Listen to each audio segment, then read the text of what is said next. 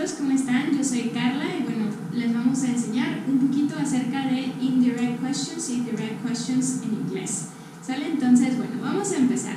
¿Para qué usamos originalmente las preguntas normales como las decimos? Son como estas. Where is the bathroom? En este caso, eso es lo que conocemos como direct question, pero en realidad es demasiado informal, ¿sale? Entonces, ¿qué quiere decir esto? Que pues que no lo vamos a usar con personas que no conocemos, como cuando hacemos un viaje al extranjero, normalmente vamos a hablar con personas que no conocemos, gente extraña. Entonces, lo que queremos hacer es hablar en forma indirecta o utilizar indirect questions como esta.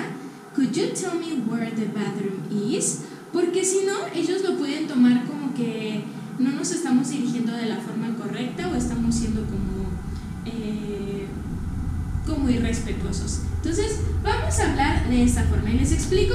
Tiene dos reglas súper sencillas. Número 1, when we have is, are for indirect questions, the verb comes after the subject. Entonces, ¿qué quiere decir? Es el cambio que hacemos aquí principalmente. En lugar de tener el verbo después de la pregunta, tenemos el verbo al final del sujeto, ¿sale? Que en este caso vendría siendo el baño.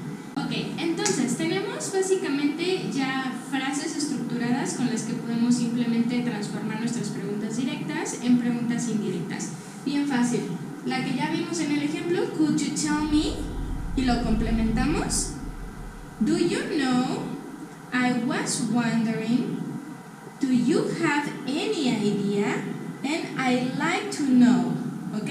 Entonces, aquí básicamente lo único que vamos a hacer es agregar la pregunta que ya teníamos, tomando en cuenta estas dos reglas a la frase que ya tenemos estructurada. Entonces, regla número 2 que nos había faltado por ahí, we do not have auxiliary verbs. Entonces, normalmente cuando hacemos una pregunta en inglés, usamos un verbo auxiliar. En este caso nos vamos a deshacer del verbo auxiliar, y cuando no tenemos el verbo auxiliar, ¿qué pasa con los verbos?